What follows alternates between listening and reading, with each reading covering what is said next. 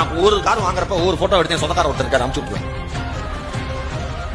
ஏன்னா அந்த ஆள் தான் நாங்க குடும்பத்தோட கார்ல போறப்ப, அவங்க கார்ல போறப்ப பாதி வெளியில இறக்கி விட்டாரு. எங்களுக்கு அன்கம்ஃபர்டபுளா இருக்கு, நீங்களே இறங்கி பஸ்ல வாங்கினாரு. நாங்க கார்ல போறோம்னே சொல்ல அந்த ஆளே ஏற்றி அந்த ஆளே இறக்கி விட்டாங்க.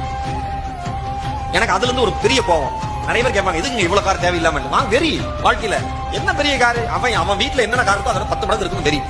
ஒரு ஸ்டேஜ்ல என்ன பண்ணா சேர்மன் சார், காரை வாங்கி தான் போட்டோ அமைச்சிட்டு இருந்தேன். கார் வாங்குறதுக்காக நம்ம ஒரு 10 காரை பார்ப்போம்ல, அதையும் எடுத்து அனுப்ப ஆரம்பிச்சேன்.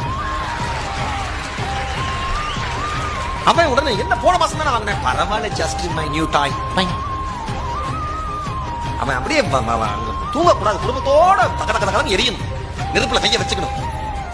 விமர்சனங்கள் வந்துட்டே தான் இருக்கும், கவலையப்படக்கூடாது. எவெல்லாம் நம்ம தோத்துருவோம் நினைச்சோமோ அவன் முன்னாடி ஜெயிக்கிறது மாதிரி ஒரு சந்தோஷம் வாழ்க்கையில வேற எதுவுமே கிடையாது. ஜெயிச்சு காமிக்கணும்.